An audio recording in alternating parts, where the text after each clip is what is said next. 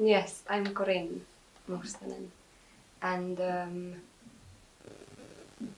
yes, I'm like mainly a performer, or I say that because that's like where the most of the things derive from, is from the competence and training and like work love that I have from performing, and all that includes. So a lot of it derives from my own body and how it is in relation to other bodies and otherworldly bodies and the space, and so that's maybe the starting point.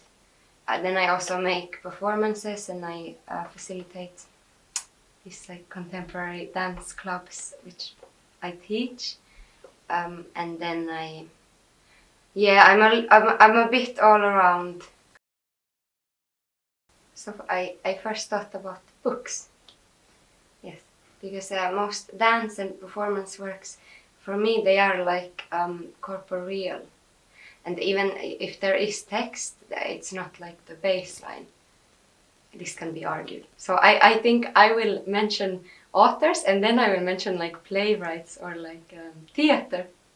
Because theater is funky, but there's also, it's text-based. So currently my favorite authors, I thought about, it's like very difficult, but now I have been reading Caroline Ringskog Ferrada-Noli, who's a Swedish author, and she writes prose, and also from Chile, but she writes in Swedish, prose, and then now she wrote like a poetry collection. And then I have to go back to Jeanette Winterson, because I started reading her again. And she has, there's something very sincere about the work that I like, keep getting somehow obsessed about. And then about, I will mention like theater directions. Pipsa Enquist, who I worked with myself, writes like essays for the stage, which is wonderful to work with and wonderful to experience. And then I tried to think of a performance that was text-based that somehow shook me, and so I will say this Anima Rectum by Otto Nyberg. And it was also horrendous, but I think we need a bit more horrendous work. I can talk more about that, but this is often for me quite a problem, because I, of course, in the current situation you have to apply for funding very much in advance, and often I just get inspired by how someone else works, or I just meet someone and I say we should make something together. So it's somehow more committing to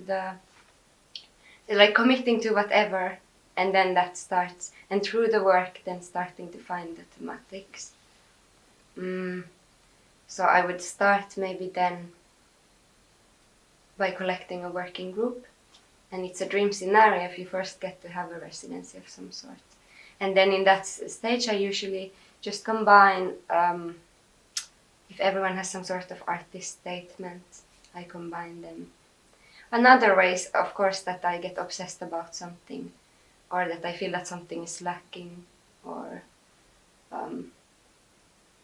but I really like this idea that the thematics come from some kind of collective shared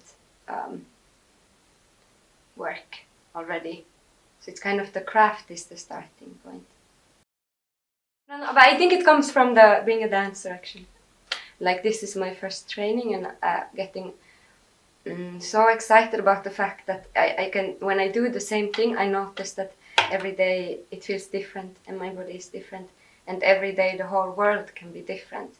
So there is a certain agency and this potential, like there is a potential that everything can change, and I can affect that change.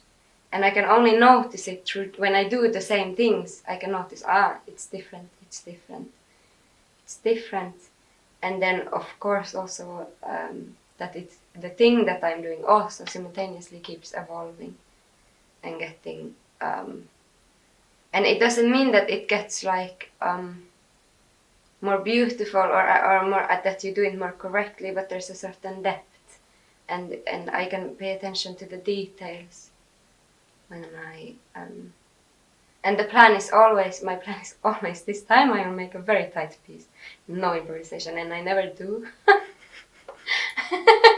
But somehow, I really need, like, and in these times, to commit to something, it's very hard, and I think it's quite necessary.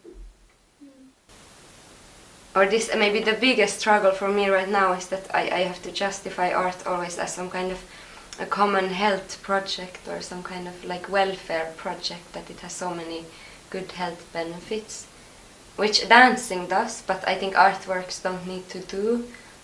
And then how I think that also makes the art scene quite exclusive, or it diminishes like the possibilities for artists to work. Or for instance, in Finland, I think if you work as a BIPOC artist, and if you get commissioned, always ask to do like BIPOC related work. So it's there's some kind of like welfare, like or like educating the people kind of idea behind it. And utopistically, I think we would get to a point where anyone could make art about anything. Of course, if you are a BIPOC person and you want to make art about being BIPOC, then of course there needs to be a place for that. But when I speak with my colleagues and friends, that's like the only thing that they get to do. Also actors, like that there's a lot of headhunters now looking for like BIPOC roles, like we need a black actor. But then when there's a role of Timo, who is just a 30-year-old man, they never get invited. And I think there is a lot of people called Timo and being black in Finland, or at least they should be. Or, I mean, maybe not Timo, it's a very ugly name, but like, you get the point, that it's like, I'm very afraid that with these current cuts, we won't ever get beyond this point. And it will make the art scene more exclusive and also like, yeah.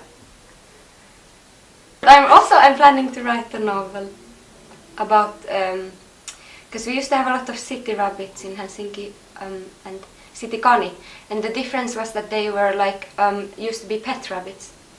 Then they got released into the nature, and they were really these fat clumps with the hanging ears. Now we have the sporty rabbits. These are not the same. I'm talking about the ones with hanging ears.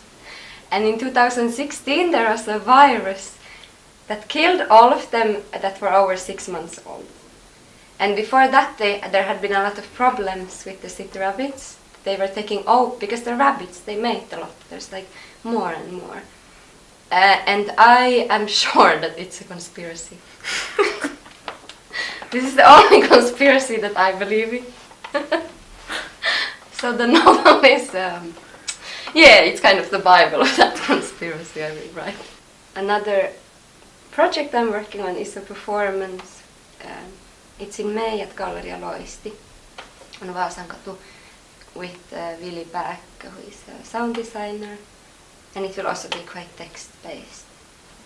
But, and it's, I often then think of creating like it's like a whole world kind of that I create, and then you can enter it for a bit.